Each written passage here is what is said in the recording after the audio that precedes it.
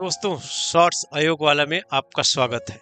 आज हम आपसे चर्चा करेंगे हमारे महामहिम से संबंधित एक बहुत ही महत्वपूर्ण अनुच्छेद की।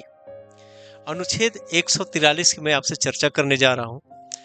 यह अनुच्छेद सलाहकार क्षेत्राधिकार में भारत के राष्ट्रपति को सार्वजनिक महत्व की किसी भी कानूनी या तथ्यात्मक प्रश्न पर सर्वोच्च न्यायालय की सलाहकारी राय लेने का अधिकार देता है, जो कि उत्पन्न होने की संभावना हो या पहले ही उत्पन्न हो चुका हो।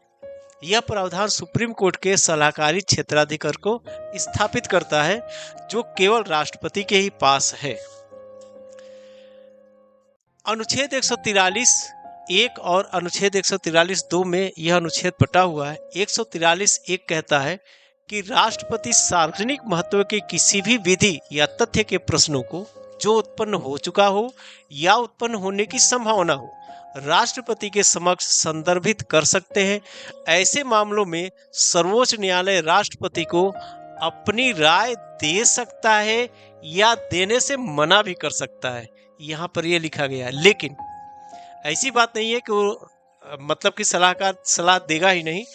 अनुच्छेद 143(2) कहता है कि यह राष्ट्रपति को किसी भी पूर्व संविधान संधि, समझौते, अनुबंध, सनद या अन्य समान दस्तावेजों से उत्पन्न विवादों को संदर्भित करने की अनुमति देता है।